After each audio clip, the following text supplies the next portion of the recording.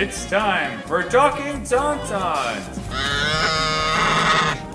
your Star Wars source at AIPTcomics.com.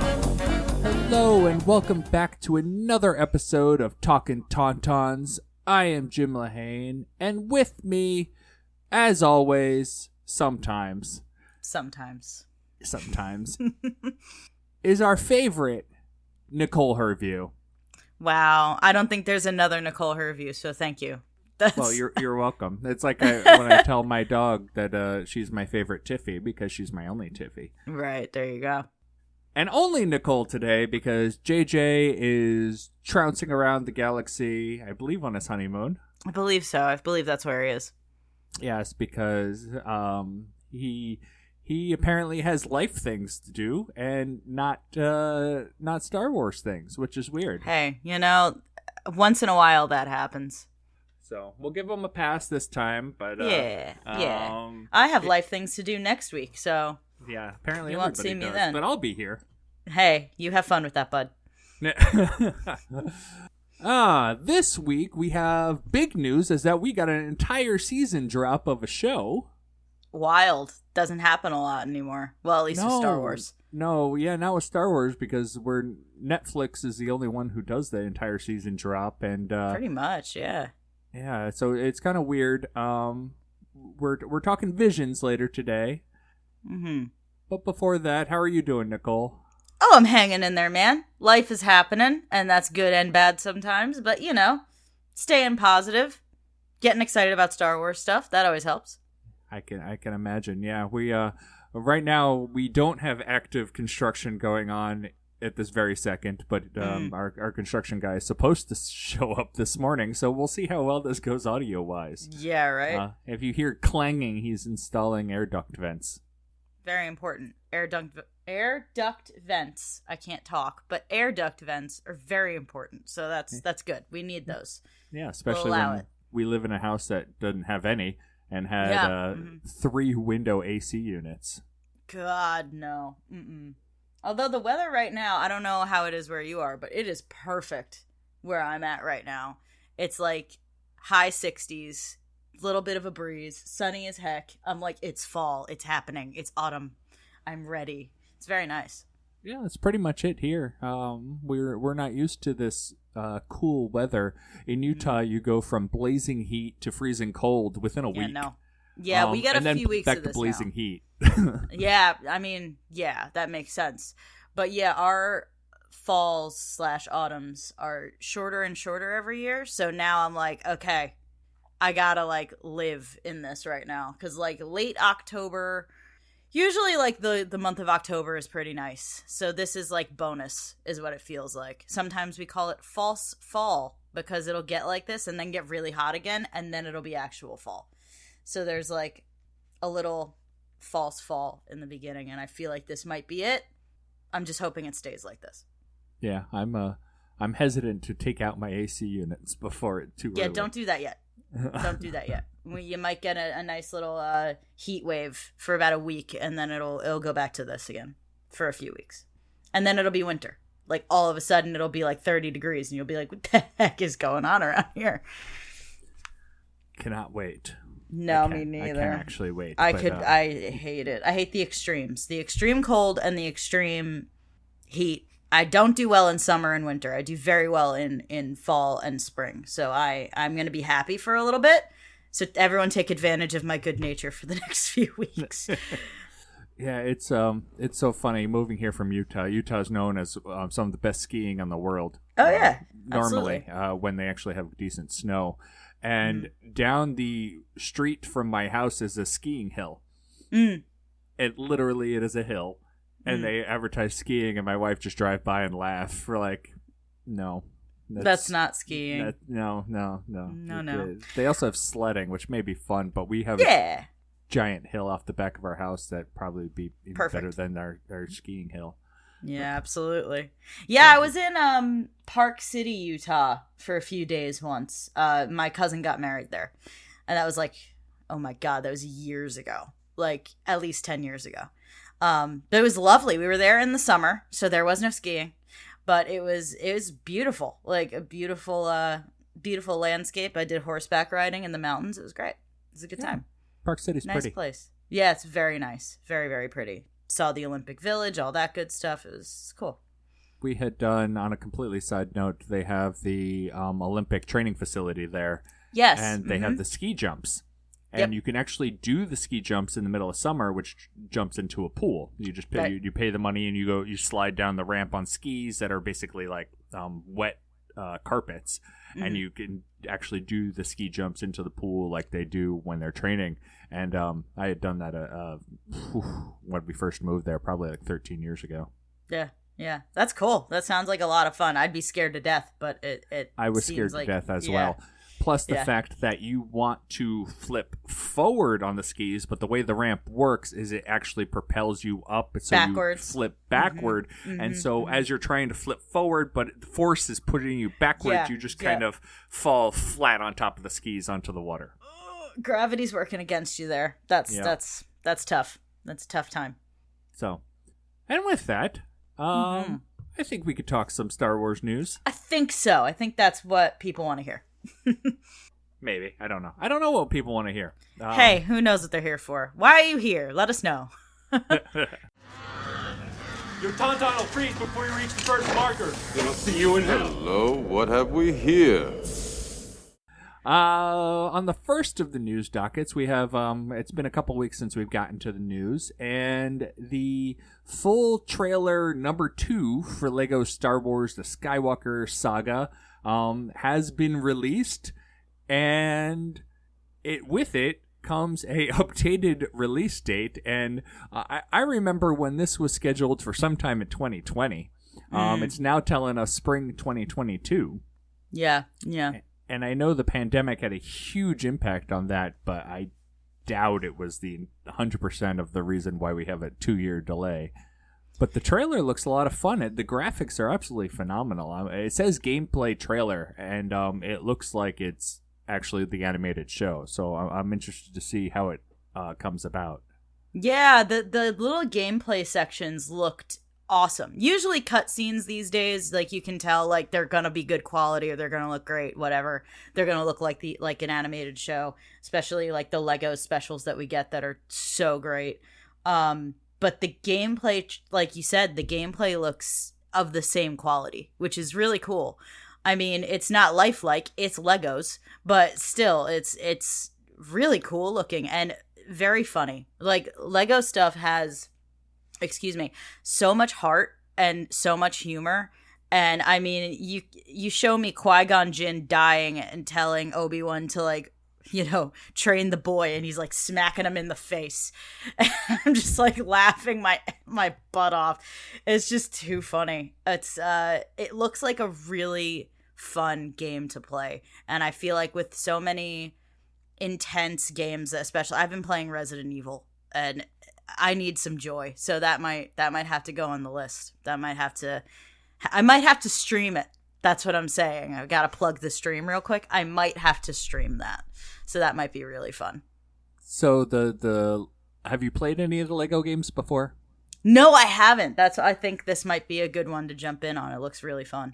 They basically, the Star Wars Lego games, they've come out with the OT and the PT. The PT came out first, and then the OT, and then they came out with the Force Awakens, and that's it. That's all they've come out with. And theoretically, this is a remake of all of those games mixed in with the last 2 movies, which never came out, not including Solo and Rogue One, I believe. I don't think those are part of this. Yeah, they because never it's had just a the game for Skywalker them, at saga. least.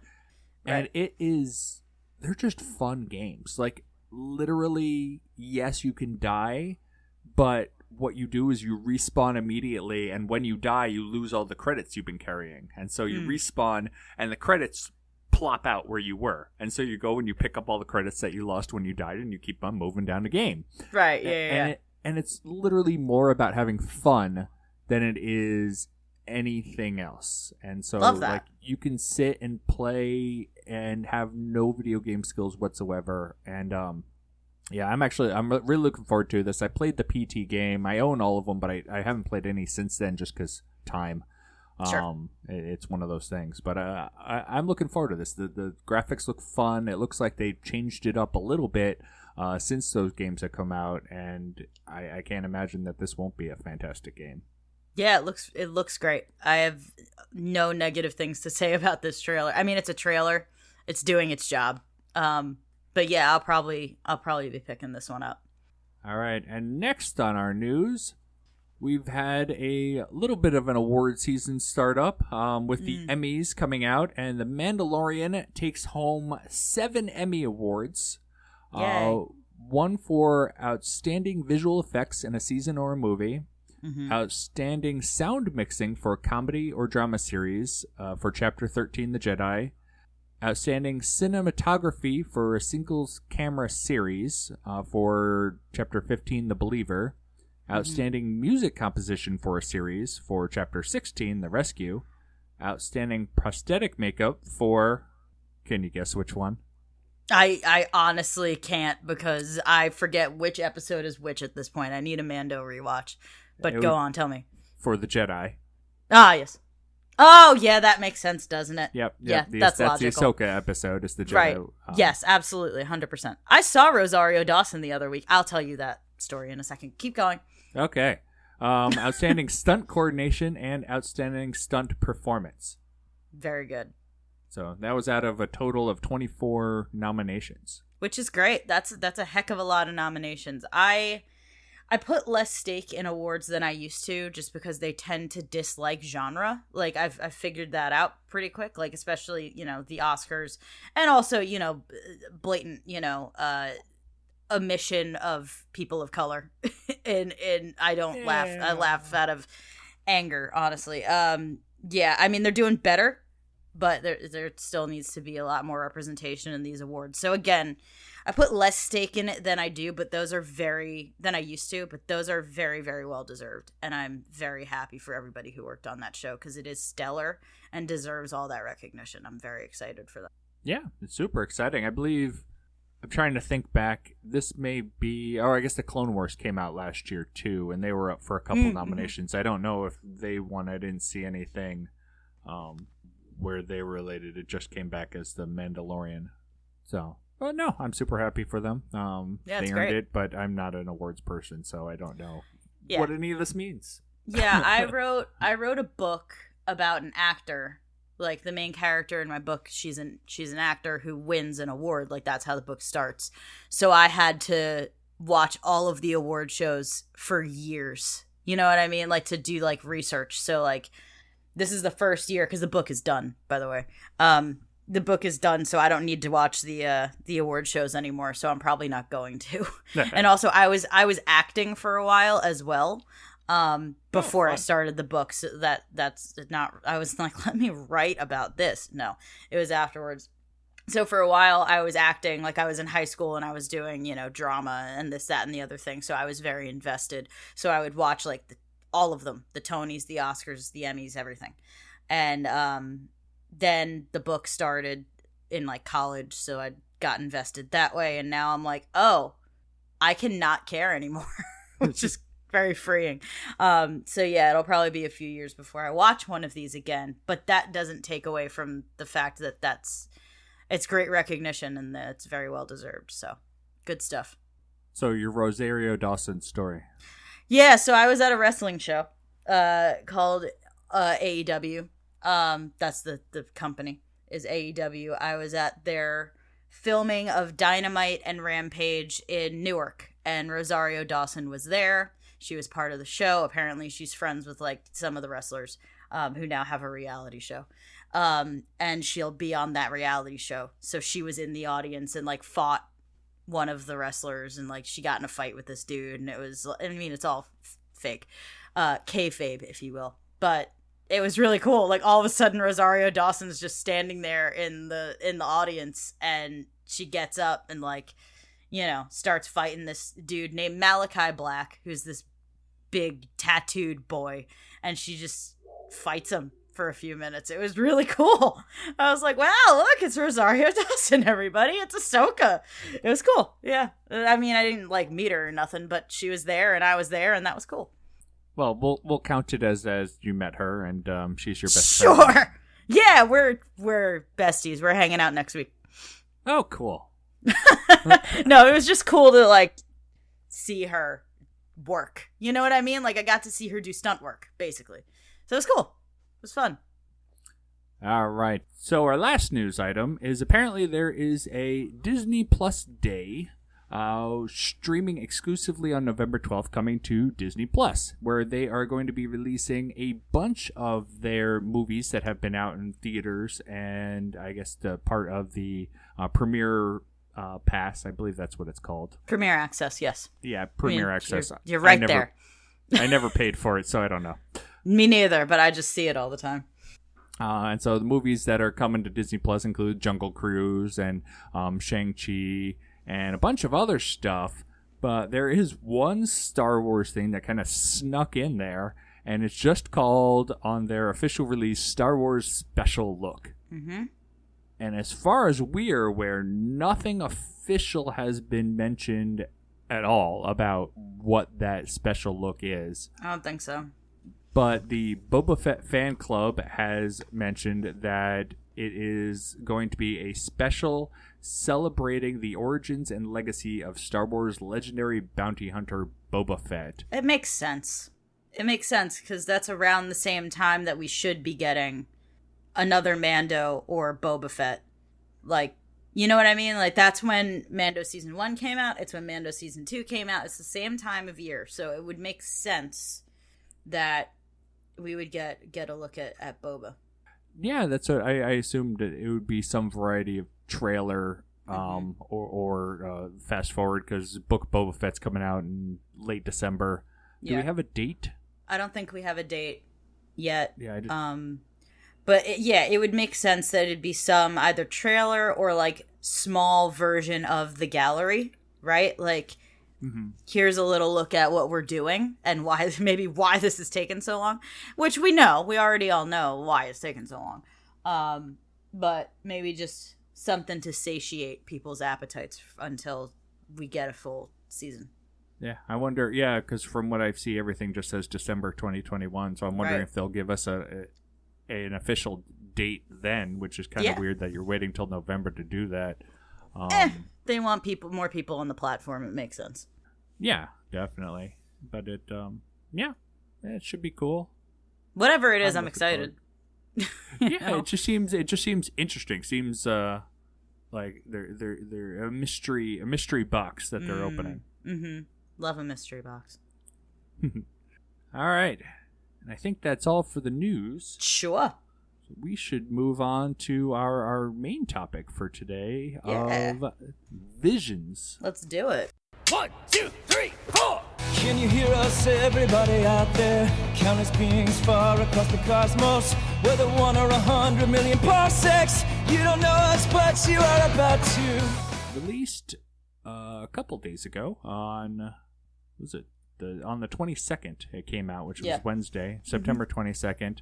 Star Wars Visions really kind of opens up a world of possibilities to anime creators to present what they see as their own Star Wars takes. They are not beholden to canon, and they're not really beholden to the Star Wars timeline, and that they can just kind of fit a story in wherever they want it to. Yeah, wherever it makes sense, that's when it takes place, which I found really interesting. I do have some issues with what they put out based on that canonicity of things, because there were there's specifically one story where of the twins where the one twin stole something to give it to the Republic, but he stole it from the Empire. And it just made me sit back and go, do you understand what those terms mean? Because they are the same entity. Like, the Republic became the Empire. You can't steal something from the Empire to give it to the Republic, because they don't exist at the same time. Right. Yeah, I feel like that might have been an issue with... Question. Let's back this up real quick. Did you watch the subtitled Japanese version or the English version? I watched the English version. Okay, perfect, because I watched the dub. Okay. I watched the sub, rather. You watched the dub, I watched the sub. Yes. So I watched with American subtitles or English subtitles. You watched it dubbed over in English, right? Yes. So we might have seen two very different things, right? Because that's, you know what I mean? Because I didn't pick up on that. I thought the subtitle said the Republic. Like, I'm going to take this to the Republic. But I wonder if they screwed up the dub. But I could be wrong.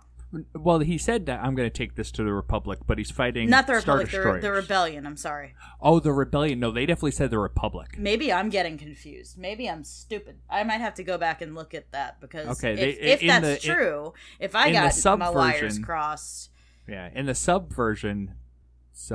No, dub. In the dub version. Yes. Oh my word. I always have to second guess myself, even though I fully know the difference. The English version, and the Japanese Go ahead. version. That's fine. All right. In the English version, they definitely said that they were going to take it to the Republic. That's obviously very strange. don't know what they said in the Japanese version. Yeah, I'll have to look. I could see if it should have been the Rebellion, but I can't believe somebody wouldn't have caught up on that. And Right. Going, Yeah, that's very interesting. I wonder how that's possible.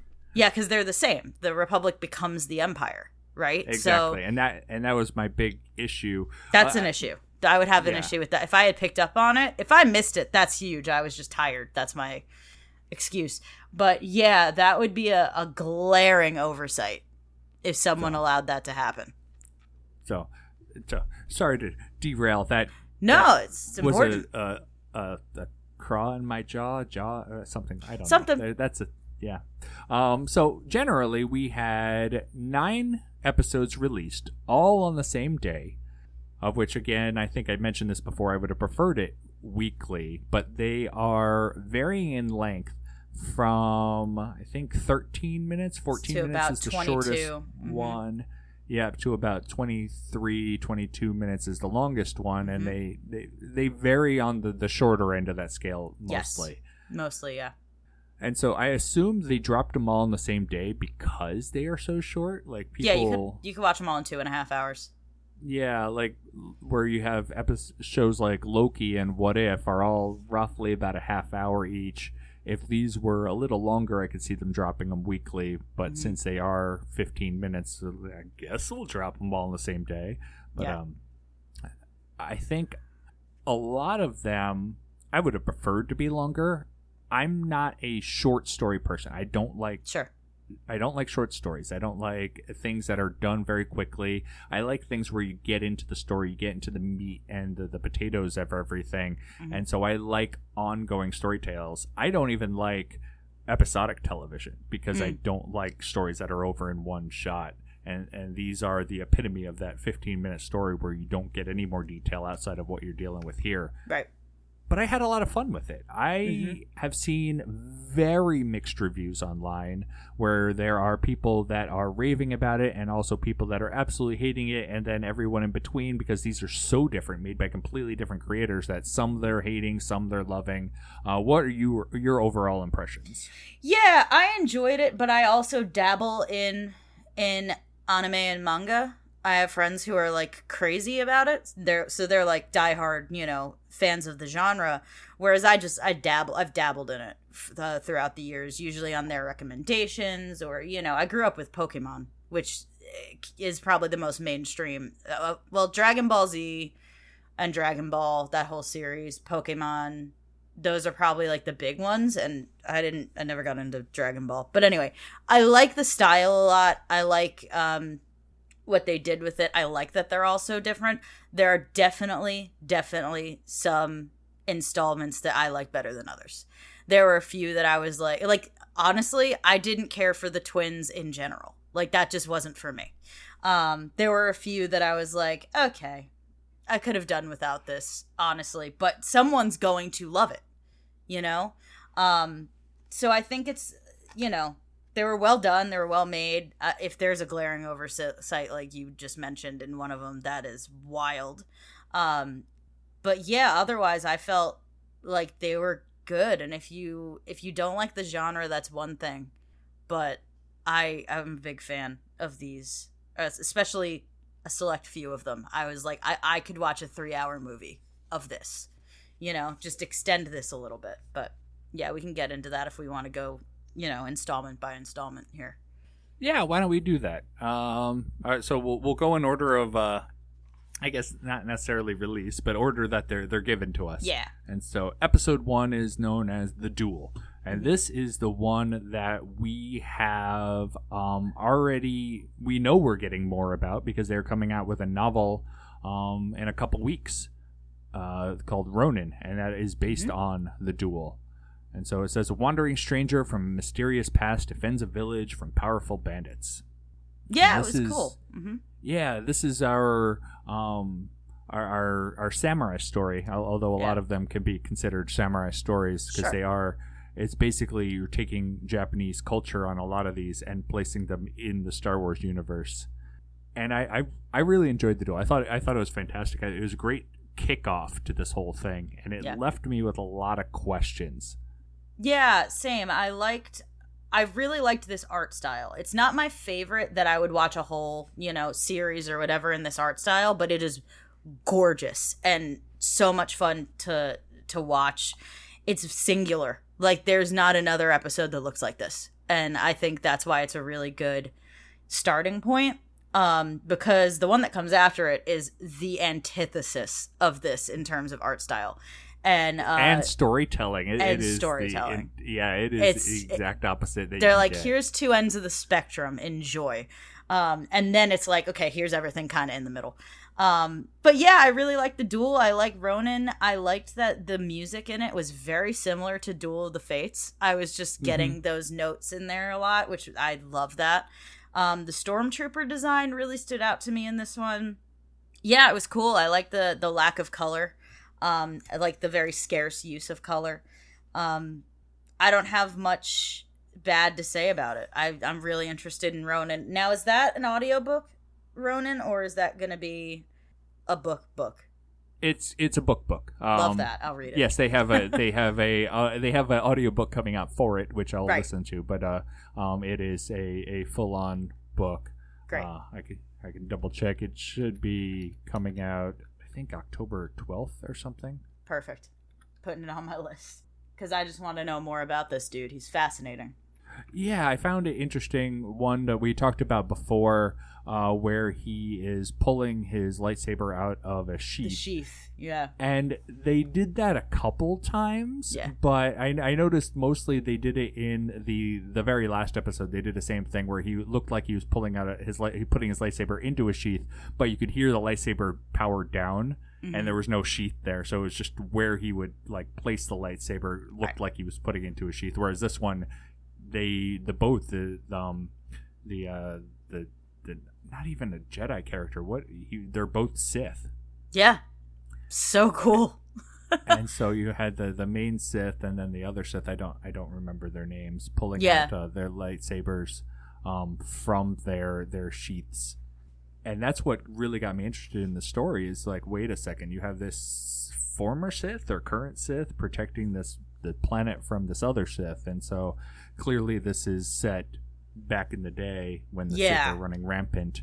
And a lot of the stories seem to be like just Sith are just open and out doing whatever they want. Yeah, a lot of them. It's, it's interesting to see kind of that. I mean, it makes sense. It's like the storytellers were probably like, okay, do we want Sith? Okay, then it's got to be at this time, It's like, okay, do we want, maybe some Sith? Like, they're kind of in hiding? Then it's at this time, It was cool. It was cool to see how many Sith we could get into this series. But, yeah, to start out with Sith versus Sith, that, was that the episode where there's, this spinny lightsaber situation? The other Sith has, we almost get that start off. It's like umbrella. A chandelier of, you know what I mean? So many lights, so many sabers. It's just cool as hell. I've never seen anything like that. It was such a cool design. It was. It's interesting to see where they're going, and it kind of made sense too the way they worked it. It wasn't like a stupid we're just going to throw this out there and we don't know how it works. It's like they literally put her lightsaber in it and it kind of powered up and split it up into a bunch of different lightsabers on the end of an umbrella, and I like that. I thought Really that was cool. rather cool. And so the Ronin novel comes out October 12th. It says 336 pages by Emma Miko Candon. Love that. That one should be fun. I'm kind of excited, more excited for that one than I was before, and I was pretty excited for it before. Yeah, this definitely got me hyped for that. That's great. All right, our next one, I feel, is one that a lot of people were not going to like, and it was one that I actually really loved. It's in my top 3. Like, I loved, this was for me, you know, like, they were like, here's some, like, music that you would listen to.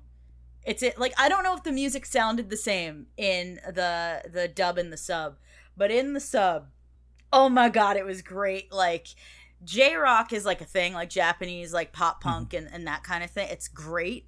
I don't listen to a lot of it, but I've heard some of it. I believe baby metal would be considered that, but I could be speaking way out of turn. Excellent. So good. I loved every second of it. It was just the right length. This is one of those that I was like, this being short makes sense. I just need this for like 15 minutes and then I can leave. But the music was great. Like, we dropped the first I Got a Bad Feeling about this. Boba Fett looked great. I liked seeing Jabba, like, the equivalent of tapping his toes. Loved that. Yeah. This was just the kind of thing... It's a chibi style almost, like it's much more cute, much more kawaii, and I was like, this is my vibe. This is what I would get into. Yeah, I love Tatooine Rhapsody. I really liked it a lot, but yeah, I totally get why someone would be like, what the heck is this? But I very much enjoyed it. Yeah, like you said, it's called Tatooine Rhapsody. It says a band with big dreams must save one of their own from Jabba the Hutt and Boba Fett. And so you're right. We get Boba Fett. We get Jabba the Hutt. It's one of the few, if the only, that we get like characters that we recognize. Mm-hmm. Actually, maybe the only one. Now that I'm thinking about it, where we get anybody that we recognize. I think you're right. Could be wrong, but I think you're correct. Yeah, and like they're trying to save one of their bandmates, who is Jabba the Hutt's cousin, nephew, some relative. Yeah, and Jabba wants him dead for some whatever reason, and so you have a Hutt with like long punk rock hair hanging down over his face, and he's got a nose ring. Yeah, it's absolutely hysterical. I love it. I love the music, and I did want to watch this one on the Japanese version to see if the music is different. Yeah, because they did sing partially in English, which would make me think that the Japanese version would be different. Yes, but if you look at like K and J pop, like Korean and Japanese pop, and you know all the genres that go with that, there's a lot of English in there. So I wonder if it might have been exactly the same. I have no idea. It could have been, because you're right. They like a lot of foreign music and English music cross exactly. The language divides just for the fun of it a lot of times, and because they can. Yeah. So yeah, I greatly enjoyed Tatooine Rhapsody. Yeah. I thought the drummer was a unique alien that we haven't seen so anywhere cool. before, where it's basically 3 different individuals, but they're all connected in the trunk, so that he would rotate around and play the drums around him. So cool. I thought that was really cool, and I thought just generally it was an interesting story where you have this kid who was a Padawan, and he kind of put down his lightsaber to become a singer. And yes, it's stupid, but it's fun. Of course it is, but it's so fun. That's why I'm saying, like, I only needed this for 15 minutes. Like, this didn't need to be that serious. It was just fun. They made a really entertaining piece of art, and it's great. And I think that they knocked it out of the park. But yeah, it's one of those that I'm like, okay, if you don't like this, it's not for you. It's very like, you know what I mean? Like they made something that a very select, maybe not as small as I'm making it sound, but a smaller group of people were gonna really like this thing, and they leaned into it. Yes. And yeah, I love it. Like I was the target audience, and they nailed it, you know? But yeah, it's one of those that not everyone's gonna like it, and that's fine. And it doesn't go anywhere. Like Doesn't a lot need of the to. other ones, it's like this story, like you can see, like we're gonna like go somewhere with the story, whether we actually make that story or not. This story goes somewhere. Right. This one, no, it's perfect. That's it. They're a band. They're happy.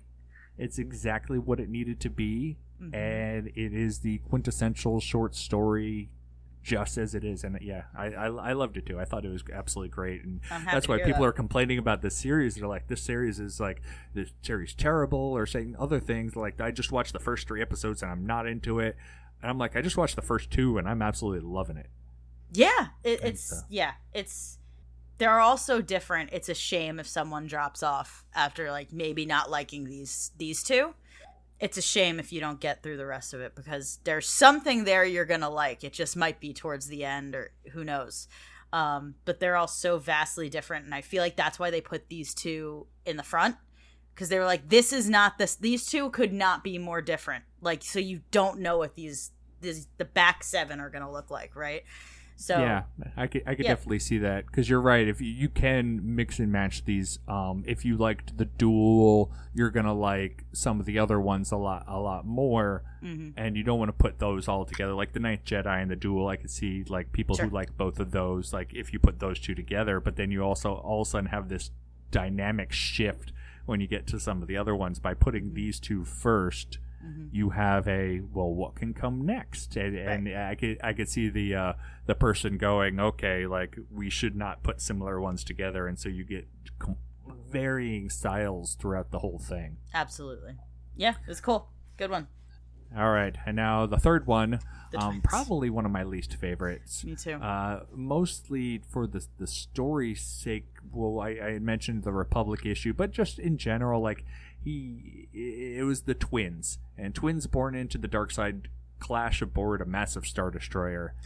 And I just had, I had issues. Just generally, it seemed like a fairy tale told into a story. It was not a Star Wars story. It was a Star Wars fairy tale, because like the one kid had a lightsaber that he powered up to the point where it could cut a Star Destroyer in half. Wild. Really interesting. I like the design of this one, meaning I like the Gemini Star Cruiser. I like that. The outfits killed it. The look of it, great. Story fell so flat for me. I was just like, what's This is a theme throughout this series, but I feel like context is so important. Like, so important. Yes, and that's And all I had none. I focused on. I focused on the none. context of a lot of these stories. Where are you placing this story? What is going on? Yes. Why do I care about these people? What's the bigger picture, right? Whereas like Tatooine Rhapsody doesn't need context because it's not that But you deep. still, It's just not that you deep. Get it. But there's you some. Get yes. Right. There is some. This one was just like, it had so much potential because you've got the twin sons there at the end. Really cool. Really cool imagery to have twins and then the twin sons. You have foils for Luke and Leia because they're dark side twins. And it's a boy and a girl. Clearly very powerful, right? But my God, nothing happened. Things happened, obviously, but I'm like, nothing happened.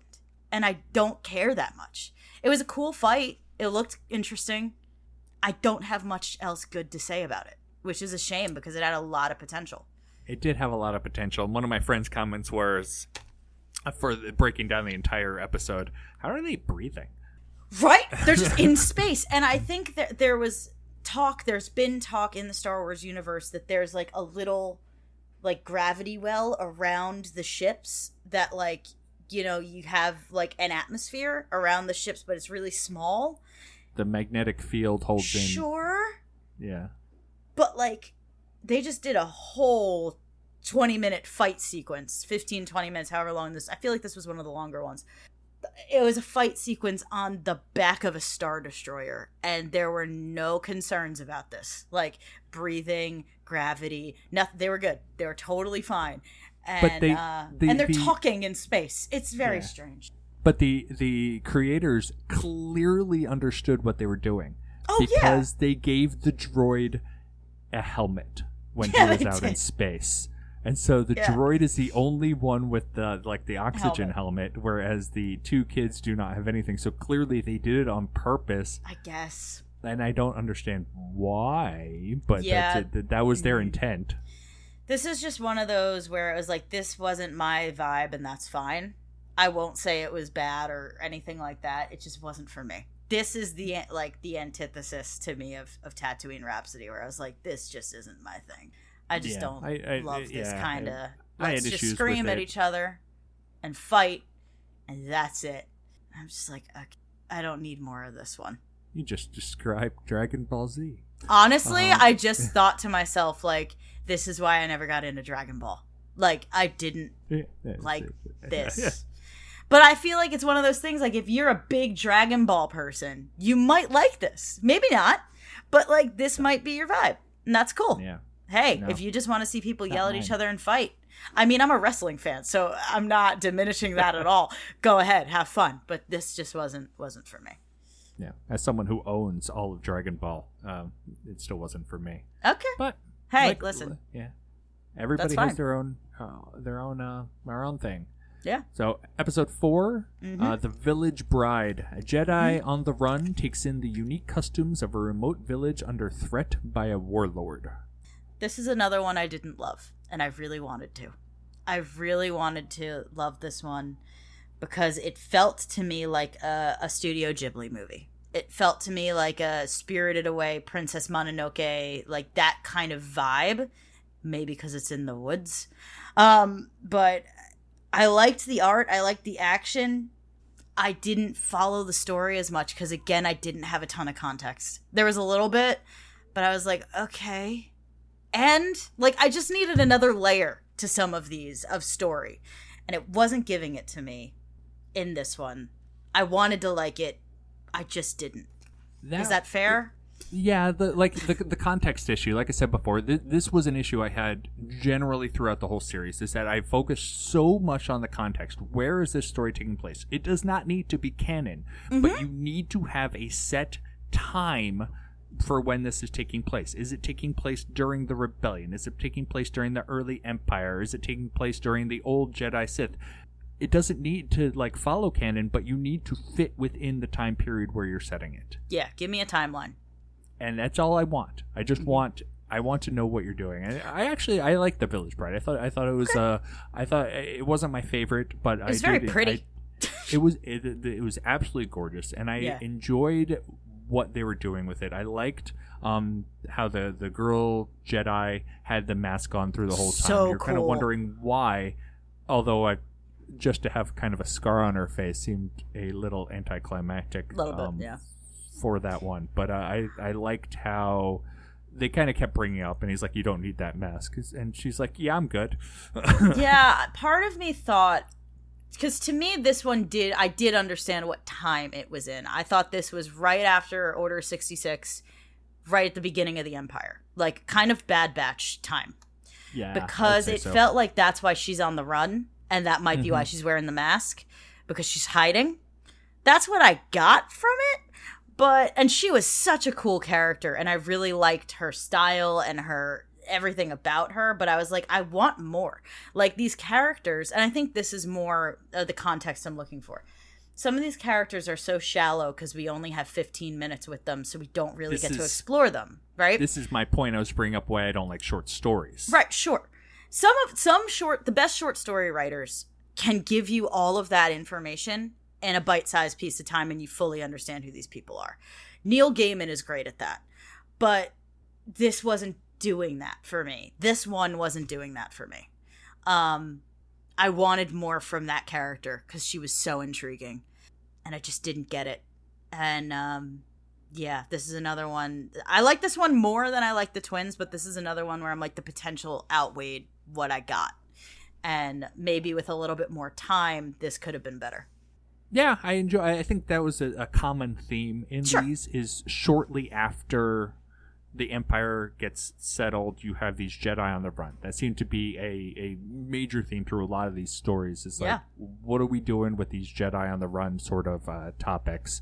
Mm-hmm. And actually, all of these are Jedi-centric, which I thought was a weird decision, but I guess it's what the creators, I assume that the creators had no guidelines whatsoever, and they all fell on the same topic. Fine. They did it And- so differently that I'm like, okay, fine. Yeah, it was But- all Jedi or Sith or some variety of Force user in that manner. Yeah, like I said, I enjoyed The Village Bride. It wasn't my favorite, but I thought it is something that I could watch more of. You Yeah. give me more of this story. Give me more of her story. And, Yeah. I could see her becoming a very good, like, in-depth character. Yeah. Next yeah. one. Yes. Go on. All right, next one was one that I know a lot of people absolutely loved. The Ninth Jedi. Yes. The daughter of a lightsaber smith is pursued by dark forces while on a dangerous mission. This one is my favorite. Like, far and away. Like, I triple starred it. I was like, as soon as I saw it, I was like, yup, that's it. That is exactly the kind of, the animation style in this one, unmatched. I absolutely loved it. This studio killed it. This one felt so much longer than it was because there was also so the much longest there. one. It was. It And is one of the only two over 20 minutes. Yes, and it felt long, like it in a good way. Like it felt like there was a lot of meat on this one's bones, right? This one had twists and turns that I actually enjoyed, even though I was like, I kind of see this coming, but I loved seeing it play out. I loved the characters. Like, just those moments with our main character and her father, great. Told me almost everything I needed to know about her and how she operates in this world and what's important to her. And kind of her personality. Gave me everything I needed to know about her. Same with Ethan, one of the few named characters I can remember, which is probably because it's an Americanized name. Yeah, And I'm like, his name was Ethan. his name was Ethan. It's one of And those, I feel like, they bad said his about name. that. I feel bad It's about what his- myself that's one of the few that I remembered. Probably because it stood out. Because I'm an American. It's a name I hear a lot. That one stood out to me. It was one of those Yeah. when they said his name, I tilted my head and went, really? I mean, sure. Really loved him. Loved every character I was presented with in this one. I wrote down, and I quote from my notes, if this was a full-length movie, I'd eat it up. Like, this would be like one of my favorite things ever. If they followed this up with a full length, I'd be very excited. This is so strong, and I'll tell you another reason it's so strong. There's an opening crawl, basically, with a little bit of narration in the beginning to give you, let's say it together, context. Yes. This, like, so much better with that content. And there's another one that comes up that does the same thing, where you just get a narration in the beginning that gives you a little bit of information. Which one is it? Hang on. Lopinochi. Yes. Lopinocho. Lope or Lop. Lopsinoso. And it's Lotso Huggin' Bear. That one. Another one I very much enjoyed, but we'll get there. I loved, this was the pinnacle of the series for me, and I think that's why it's right in the middle, because they knew if someone was falling off a little bit, pulls them right back in. This was great. Go on. This one had the strongest twists too, like Yes. things that you did not see coming. And for a 20-minute show to have this many twists, you're like, wow, that was a good play off of your expectations. So the main guy who was calling all these Jedi in, you expect to be evil because he looks freaking evil. And he's not. He's like seriously one of the good guys. And my favorite thing is they show on the cover story on Disney Plus, they show Ethan with this main guy calling everybody in the background, and he looks like Mumra from Thundercats. And I keep looking at it going, Mumra? I laughed. I still laugh. It's hilarious. But he turns out to be the good guy, whereas everybody that they call in turns out to be the bad guy, except for Ethan and the Ninth Jedi. Did we get a context for what the Ninth Jedi meant?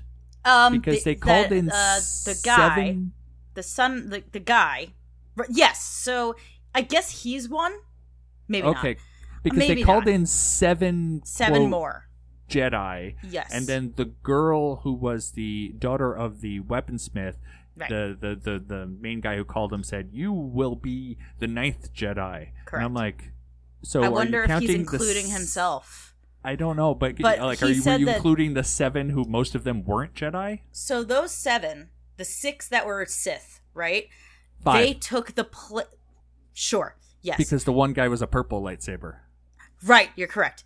So the 5 that they took the place of real Jedi. Like they intercepted the Okay, you're right. You're right. Yes, and he says I can still feel them out there. Like it's these little things that make it so rich, right? Well, he said so they that still exist. He said that the Sith killed the Jedi, but Right, you can right, still right. feel other Jedi out there. Sure. So maybe I he's think- got an I'm arm. almost You're positive. probably correct. Because I thought about it for a I picked up second. on what you did too there. Yeah. I think there are others, and he's just saying you are the 9th that I'm adding to this little Cavalcade. Yeah, like I've got 8, so you're the 9th. And I think it's as simple as that, you know? So yeah. What I really loved about this episode was the way they tinkered with the lightsaber. How the lightsaber changed color based on who used it, and so the Loved it. second that they gave it to the Sith, they all lit up their lightsabers Red. and they're all red.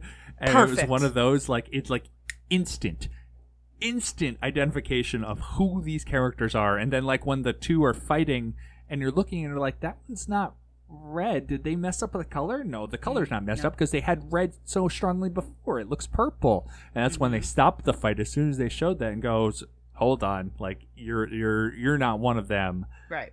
You just fell under their You're sway, lost and it was a little bit. Yeah. yeah. Oh, it was Really cool. short, quick, to the point. The storytelling was like immaculate. You didn't need to see anything. Like you didn't need in-depth discussions about it. You knew instantly what these characters were before they even said anything. And that reveal, that Sith reveal, was brilliant because it's so stark, it's so obvious, it's so, an oh damn moment. And it's really brilliant, especially when you're only working within a confined amount of time. You need to reveal that quickly and effectively. And it was perfect. And yeah, I loved that little twist of like, yeah, the lightsaber will turn the right color when like it, when it's time, basically. And to see her, I wish I remembered her name. I feel awful. But the main character, when she, her lightsaber finally turns green, it's like, I live. It was great. And just the style of that was just so cool. It was so I cool. love the visualization when she didn't have a color. You're like Yeah. wondering what's going on, and then they kind of explain it to you. Like you're not strong in the Force, you need to study more, and then you'll get a color, and it's like the invisible lightsaber. Like that looks really cool. Kind of looks like a dark saber, but It it's not does, quite. but it's not. It's an absence of light as opposed to, like the darkness, right? Yeah. Which I guess darkness is the absence of light, but there's like a medium that they really did well. It looked great. It did. I'd say this is if you had to cherry pick, I definitely would have picked this one. Yeah, absolutely. And probably on the end of my scale of my least liked episode is the next one, and I can see it is it is a whiplash moment between these two episodes. It's almost unfair. Like it's almost unfair to TOB1 to do this. Yeah, so the next episode is TOB1, or they say TOB1, but they also called them Toby. So Toby at the end. You can go either way. A cybernetic boy who dreams of being a Jedi discovers a dangerous truth about his creator. This is kind of Mega Man vibes to me. Oh, like, yes, right? You're right. I never picked He looks that like up, Mega but you Man. 100%. Like that's kind of what the vibes are here. Cute. I don't have a ton to say. I was like, oh, it's a play on Obi-Wan, like Obi-Wan Kenobi, TOB1. Okay, but then they didn't do anything with that. I'm like, that's not a coincidence that you did that, right? And then you named him Toby. That's fine.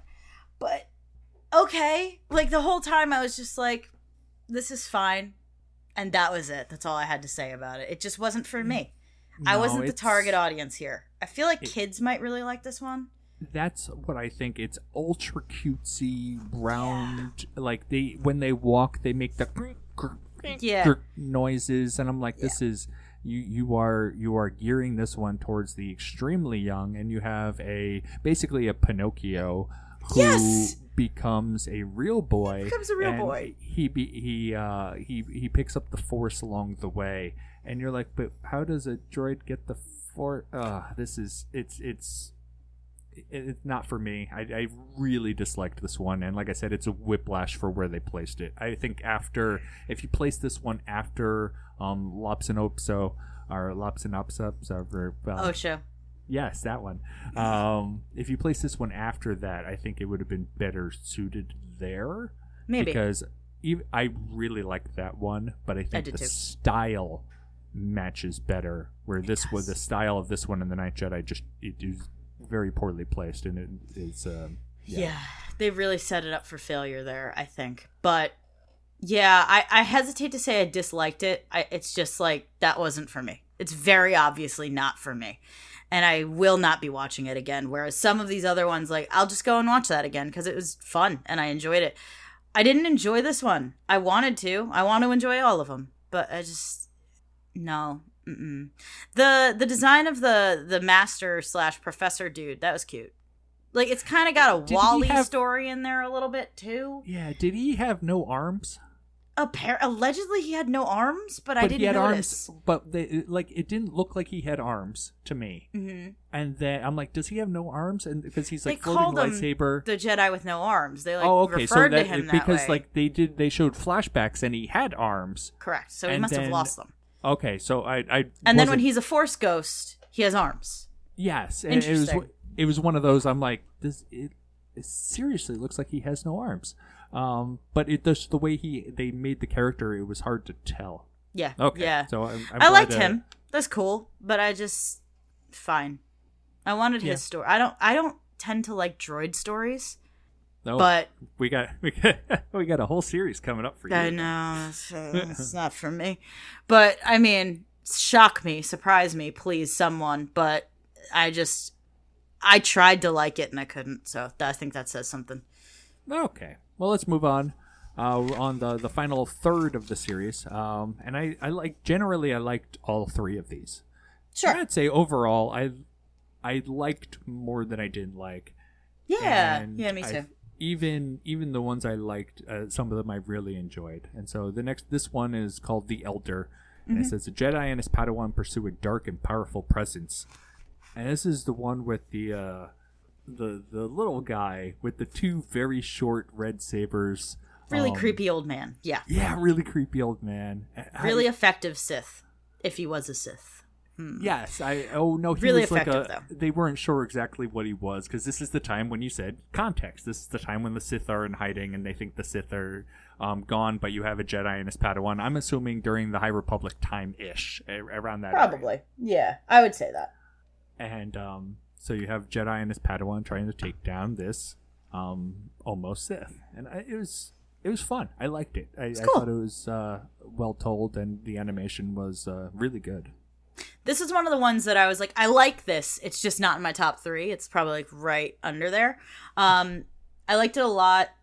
They're just, I liked the characters because their interactions, the interaction between, our Padawan and our Jedi Master, like, gave me a lot of, again, context about how they are and who they are and what's important to them and how they interact and their whole vibe and how they interact with the other planets, the people on the other planets, and, how the Padawan interacts with the kids. Is his name Ben?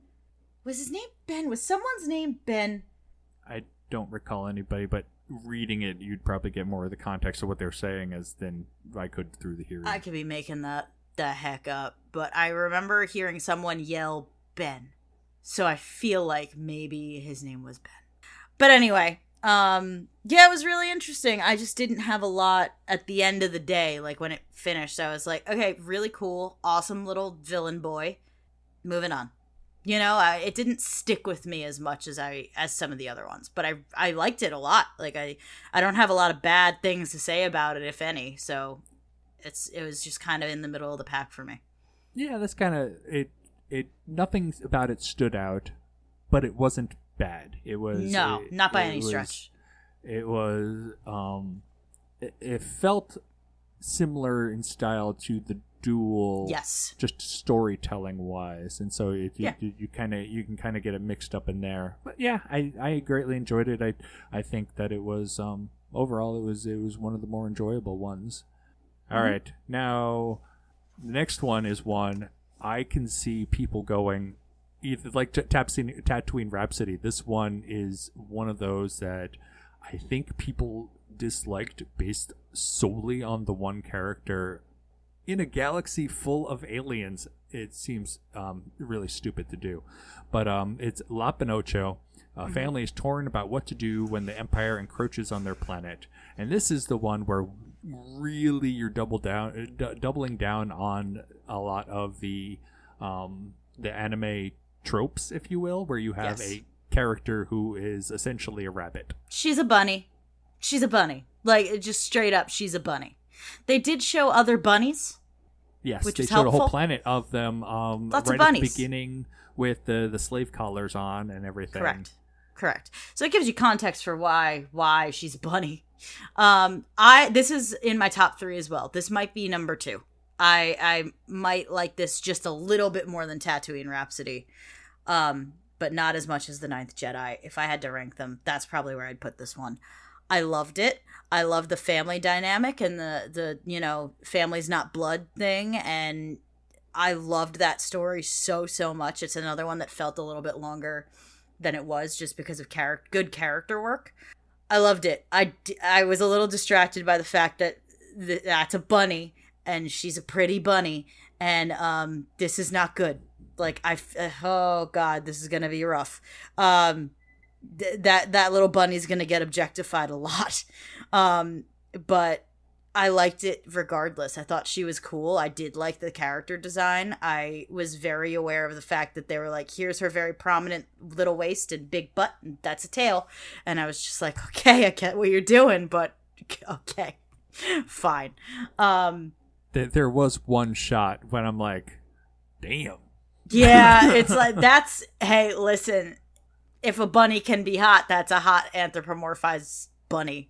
Not for me, but hey, like what you like as long as it doesn't hurt anybody, I guess. But yeah, it was very it's no obviously Trix Rabbit, but you know what I'm saying. Sure, no Lola Bunny. She's no Lola Bunny. No, listen, that is what it is. I don't want to get into that whole conversation, but it was very obviously playing off of those tropes, and I think it had a time and a place, and it was fine. I get it. I get why you lean into that a little bit. Again, that's not for me. But the episode was. I think the story was strong enough that I could kind of let that go a little bit and be like, I know what you're doing. I'm going to ignore it. I'm going to go over here and pay attention to the story. Thank you. Yeah. You also have a galaxy full of alien creatures. Like, they've really brought back Jackson the Giant Green Rabbit. Like, this is not something that does not have potential in this universe. That you have a planet full of these bunnies, the floppy-eared bunnies. Like, whatever it may be, if you dislike this just for that one character design, not even the character, just the character design, the character's cool, then you have to mentally work past that to see the story. And the story, I thought, was absolutely fantastic. It gave you a sharp contrast that clearly this kid is not the daughter and part of this family, but they brought her into their family as they freed her from slavery. And it was interesting where you said yourself that family is not blood. Family is what you want it to be. And so when the one daughter goes off to the Empire and the father is clearly a resistance terrorist, that him basically not even, more formally adopting Lop as his heir. I like this one. I like this one a lot. I watched. I've been watching these over the last couple nights, and I was really tired last night when I got to this one, and I had to stop it halfway through, and I was falling asleep. And so I restarted it this morning, and I was actually surprised with how much I enjoyed it. I was glad I restarted it. Yeah, it's a really, really solid one. And yeah, if you can't see past the bunny, try again. Try to see past the bunny. If that's not your thing, if you don't like that, fine. This is so strong. Like, even with that, which again, it's not a choice I would have made, but fine. It makes sense. There's a lot of like that kind of character in anime where you have an anthropomorphic animal hybrid thing, like a bunny person. You got that. Those exist in the genre. So it's not out of nowhere. And like you said, there's been bunny people. I mean, look at freaking the Ewoks. They're little bear boys. Like, this is a thing, you know? Yeah. It's a commonality that and you got what is it, Trandoshans? They're lizard people. Mm-hmm. Like, Yep. This is a thing across Star Wars and anime, so it does make sense Yes. that it would show up in this series. So work through that a little bit, give it another shot. I think you might be pleasantly surprised by how good this episode is. Yeah, and this is one of the few that really left it on a cliffhanger, left it where we could go further on this story. Like, they really resolved almost nothing. And it was sad. It was very sad. I was like, oh my God, like, that's emo-ish hell. Like, it's just really cool. I liked it. But yeah, you're right. And the other totally one, keep going. yeah, the other one, the last one, also does the same thing where they left on a cliffhanger and they really resolved almost nothing. Nothing. I don't know how to say this name, and I don't know if they ever actually said it in the They episode. don't say it. I don't know what it means, but I would say Akakiri. Hakakiri, that's where I was leaning towards too. That's what I would Hakakiri, say, the but I last could be one. wrong. A Jedi returns to his forbidden love to help defend her kingdom from a Sith-like shogun. And It was I really hated where this episode started. yeah. But I actually grew to like it. I did not like the animation at the beginning. I did not like the story at the beginning. It was very confusing at the beginning, but eventually, as things kind of cleared up through the episode, like, okay, I'm getting into it now. I'm understanding more of it now. I'm interested to see where this goes. It's one of those things where they start you right in the middle and you have to catch up a little bit, but they do a good job of getting you caught up eventually. And you're like, okay, I see what this is. I see what's going on. Okay, I'm on board. And I did like the end. There's a few tropes in there that I'm not a huge fan of that I won't get into just because it's personal preference. But basically they tend to make a female villain really big and muscular and very ugly. Yes. Traditionally so.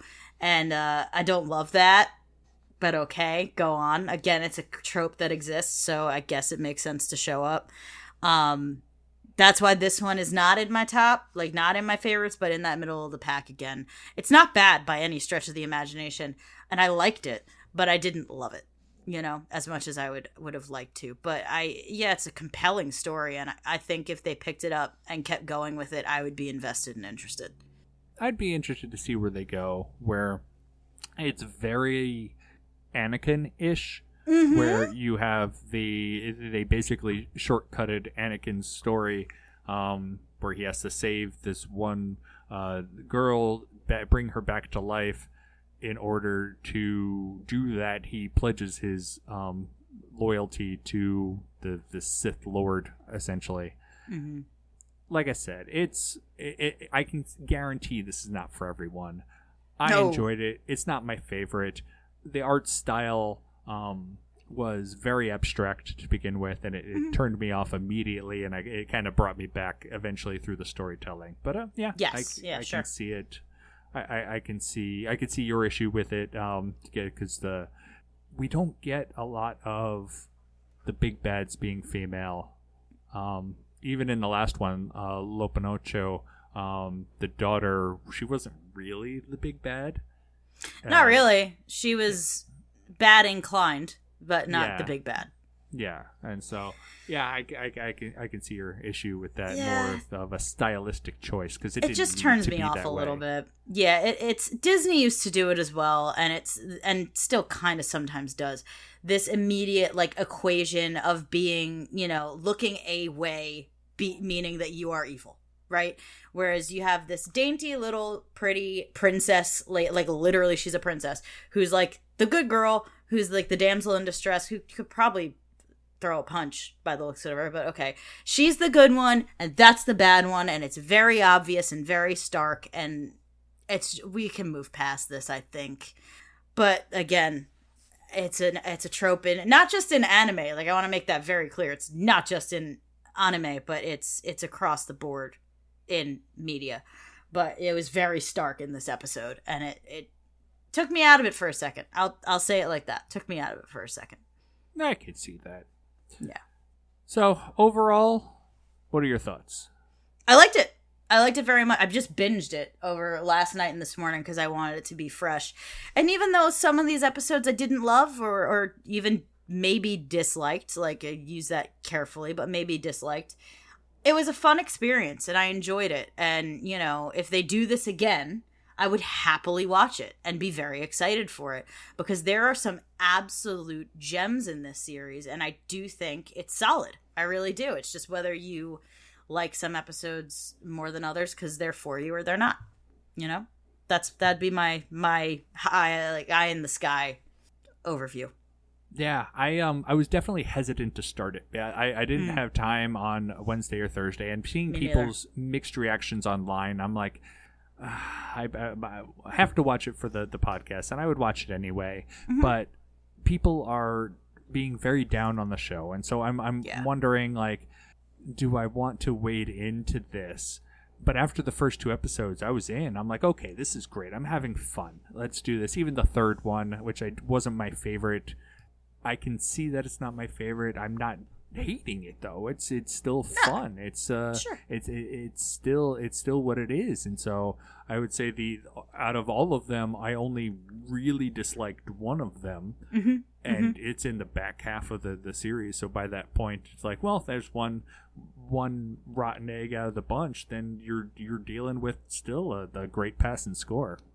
And so I would recommend if you don't like one of them, move on to another one. There's so many different variables in here that you can like some and not like others. Yeah, absolutely. All right, we're at that time. Do you have anything else? No, I'm pleased. That's all. But yeah, good. That's good. Yeah, I'm happy about it. I'm interested to see if we get a season 2 of this. I would love they definitely that. call it out as season 1, so I'd be. I imagine general critical acclaim seems to be pretty good, so I imagine that if they were planning on doing it, that it would get passed. But we'll see. Good stuff, man. And with that, we'll call our episode at an end. If you would like to get a hold of us and have your comments read on the air, let us know. We can be found on Twitter at Talkin Tauntauns or email talkintauntauns@aiptcomics.com. We'd love to hear from you. We'd love to know what you're thinking, or if you have any comments, suggestions, critiques, recipes, send them in.